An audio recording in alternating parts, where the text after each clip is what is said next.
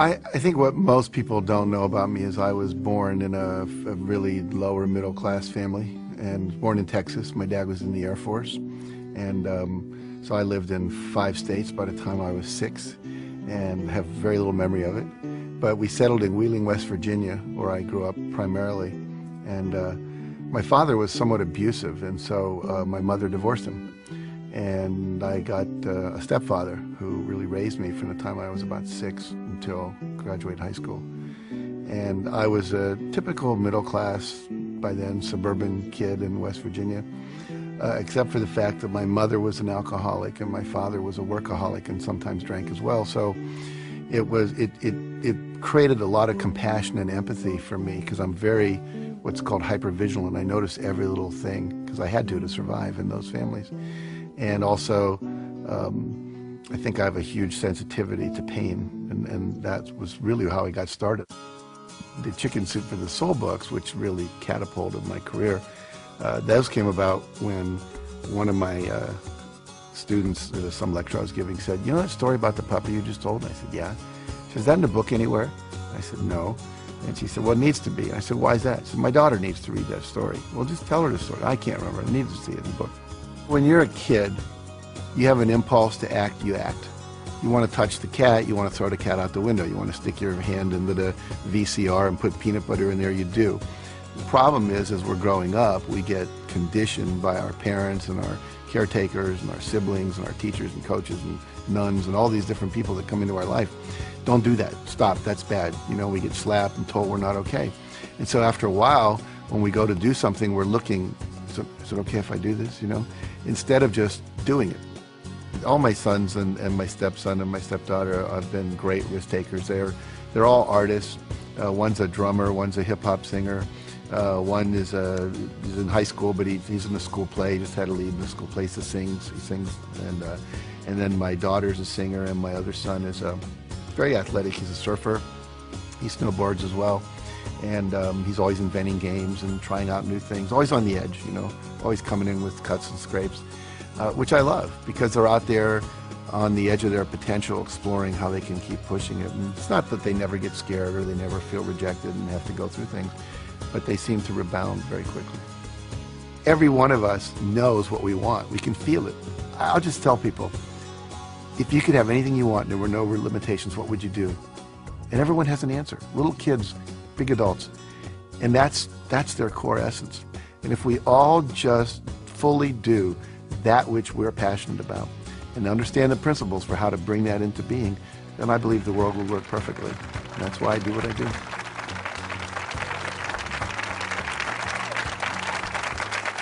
Thank you. Thank you very much. Well, it's a pleasure to be here and to share these ideas with you and really help you take your life to the next level, which is what we all want to do, or we wouldn't come out to these kind of events.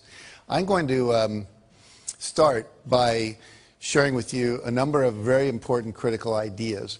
And the first one is this one. There's a friend of mine, his name is Orrin Hudson, and he was the Alabama State chess champion.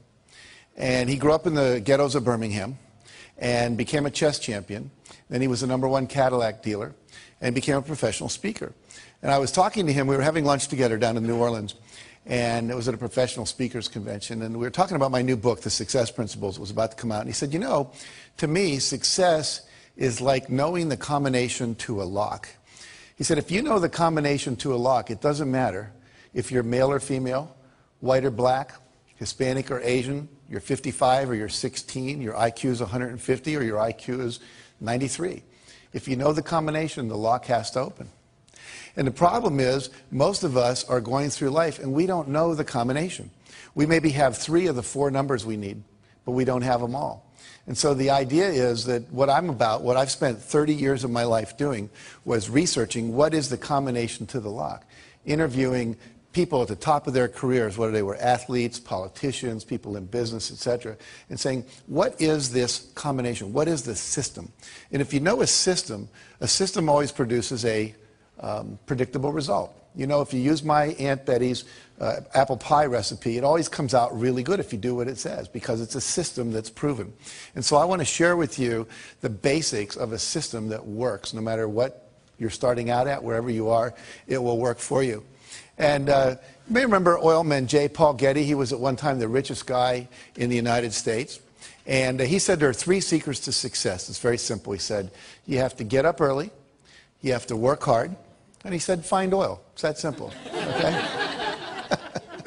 Now, obviously, it's not that simple. If it were, we'd all just go do that. And so I wrote this book called The Success Principles, and in it there are 64 principles of success. 64. Now, that's a lot. A lot of people go, you know, that's like too much to learn. So what I've done for you today, we're going to cover about 8, 9 of those principles, the core essence, the necessary building blocks that if you do them, they'll take you to the next level. Now, the promise I always make people is threefold. If you do this work and you apply it to your life, and the key is apply it, not just listen to it, but put it into practice. Number 1, you can double your income. And number 2, you can double your time off. And you can create more balance in between your work life and your family life and have a lot more fun. And you can do that in 3 years or less. Now, how many people here, if you could double your income and double your time off in 3 years or less, would be interested in learning how to do that? Okay, good response. We're talking to the right crowd. So basically, how do we do that? And I first of all want to tell you that it is possible, because a lot of times people go, well, how do I know I can really trust you? Well, I've done it in my own life, and I've taught hundreds of thousands of people to do this around the world. Just a couple of quick little stories here. We work with a company called RE/MAX of Indiana. It's a real estate company. And we taught them these principles. And in the first year, 65% of the people doubled their income. By the end of the second year, over 85% of the people had doubled their income. And the company had doubled its total revenues. And went on, many people tripled and quadrupled their income in 2 years or less, okay? In my own life, here's one of my students, Scott Schilling. He said, I took your training and I learned these principles. And literally, he said, I made 22% of my 365-day salary in just 2 days after working with you. Now think about that. That's a fifth of his yearly income in 2 years. I mean, 2 days, rather. Look at my own life. I have a Guinness Book of World Records. I had 7 books appearing on the New York Times bestseller list on the same day. Stephen King was the only guy that had 6 before that. And he had done that book, The Green Mile, and it came out in 6 chapters. No one's ever done that since. Here's a check written to me for $1,130,328.35. It's the first check our publisher had ever written for $1 million. He actually put a smiley face in his signature, if you can look real. He was so happy to have to write that kind of check. And that represented 3 months of book royalties for the first Chicken Soup for the Soul books. And that year, Mark and I both made $6 million.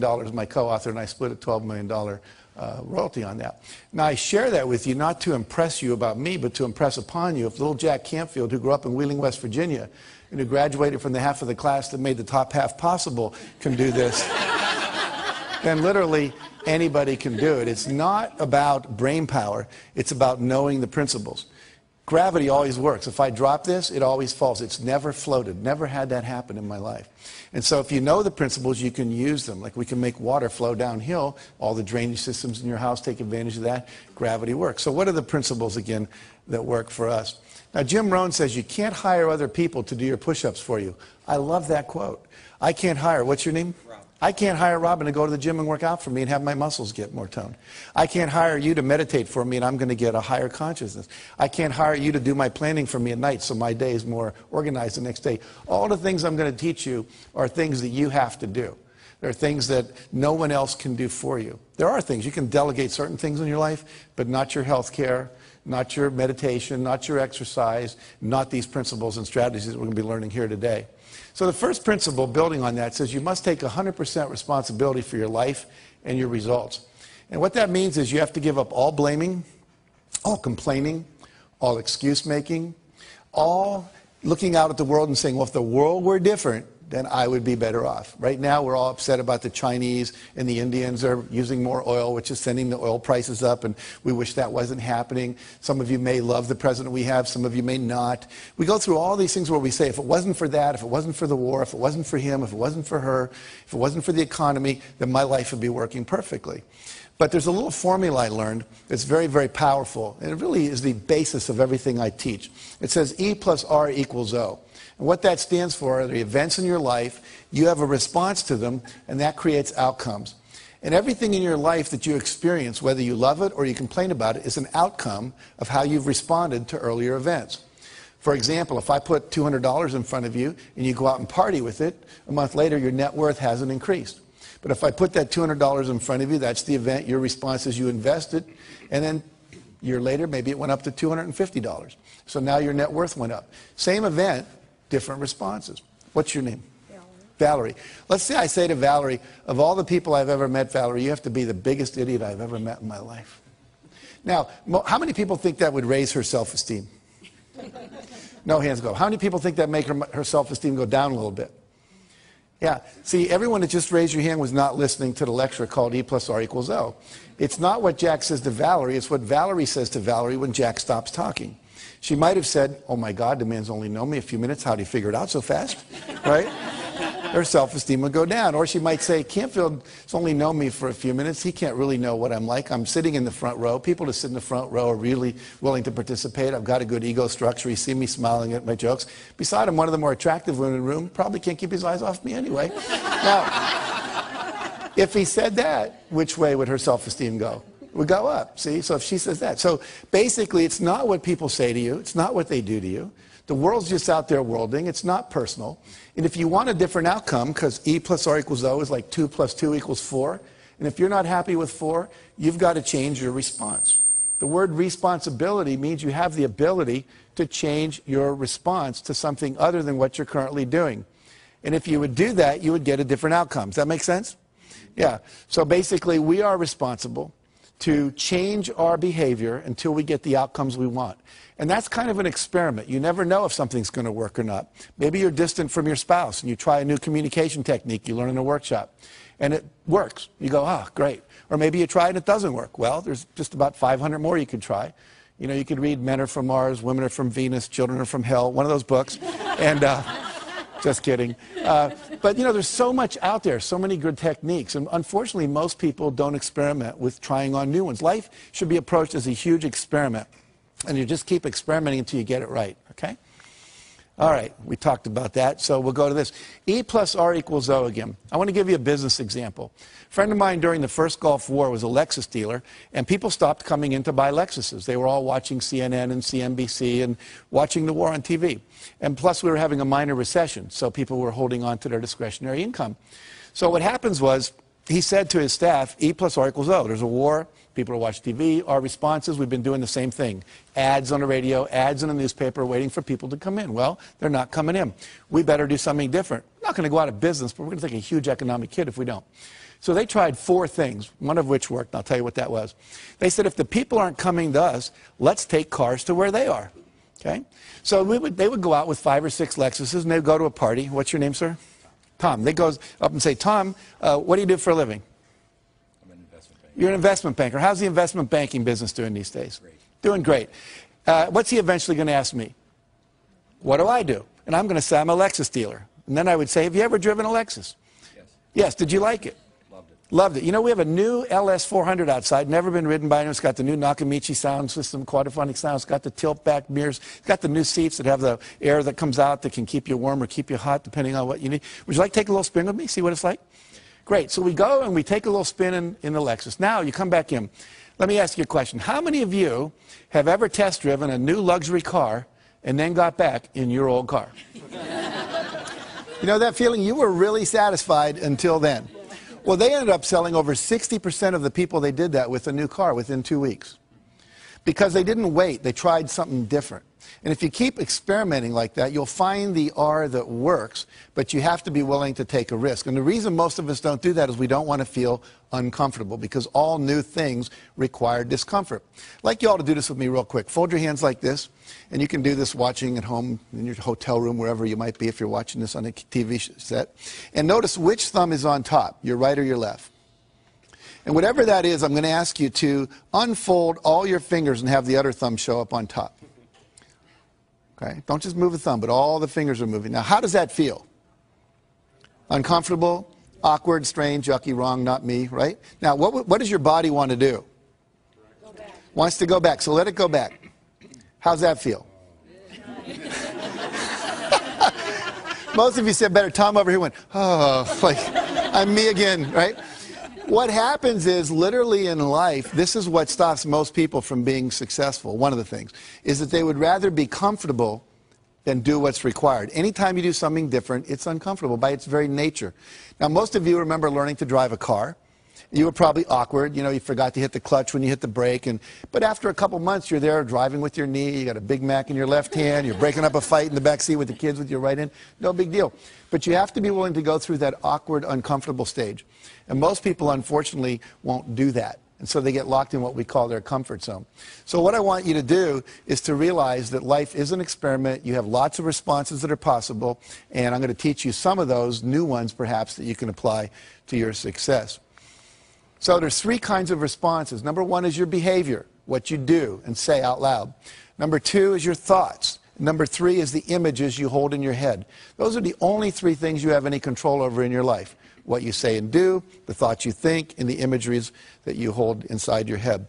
So we're going to look at this whole area of thoughts for a minute. And I'm going to ask somebody to come up here and volunteer to do a little exercise with me. It'll take about 1 minute. So, okay, great. What's your name? Marianne. Marianne. Very good. Come on up, Marianne. And I'd like you to turn around and face the group. Now, are you right-handed or left-handed? Right-handed. Right-handed. Is your left arm okay? Any injuries going on here? Very good. So what I'm going to do is push down on your arm. I want you to push up, okay? So we'll see how strong you are. Very good. Now, you said your name was Marianne? Yes. So say, my name is Marianne, out loud. My name is Marianne. And then resist. That's a very funny last name. But let's, so my name is Marianne. My name is Marianne. And resist, good and strong. Now I want you to make up a name that's not yours. My name is Margaret. My name is Joe. Any name at all. And just say it, and then I'll test your arm. My name is Kathy. Say it one more time. My name is Kathy. And resist. What happened to your arm? It went down. Was it as strong? No. No. And my name is Marianne. Say that. My name is Marianne. And then say, my name is Kathy. My name is Kathy. And without any effort, it goes down. Now, see, when you lie, this whole set of muscles goes weak, okay? Literally, the whole Michael Jackson trial could have taken about 1 minute, all right? And we would have known one way or the other. But see, the reality here is that your thoughts affect your physiology. We just saw that. The brain wasn't designed to lie. It was designed to perceive truth and organize truth and express truth. Then things work. Otherwise, you're called psychotic or you're called a liar and gets in trouble and so forth. So let's look at one of the lies we tell ourselves. I'd like you to think of something you always wanted to do, Marianne, that you didn't think you could. Like, I can't sing, I can't bowl, I can't skydive, I can't start a business and run a family. You know, anything at all that feels true for you. Okay. It would take me a minute. That's okay. I'm kind of confident. Okay. You got one? Mm-hmm. Okay, can you say it out loud? I can't swim in the ocean out too far. I can't swim in the ocean out too far. So say it again. I can't swim in the ocean out too far. And notice what happens to your arm. Now say, I can swim out in the ocean as far as I want. I can swim out in the ocean as far as I want. One more time. I can swim out in the ocean as far as I want. And resist. Notice what happens now. You're twice as strong. So what happens is when you say I can't, you actually weaken yourself. You weaken your resolve. You actually change your physiology, become less resourceful. You're less capable to actually do the thing you're saying I can't. So it becomes a self-fulfilling prophecy. Do two more quick things with me. Close your eyes and remember a failure experience in your life. You're not going to have to share it with anybody, just to yourself. But you set a goal and somehow it didn't work out. And when you can remember such a time, just nod your head. Okay. You got one? Okay, so I want you to visualize what you saw at the moment you knew it wasn't going to work. There's the pink slip, person slamming the door, whatever it is. And when you have that image, just imagine, just nod your head. Okay, and notice what happens to your arm. Now open your eyes. Did you eat any meals today? Yes. Name one thing you ate.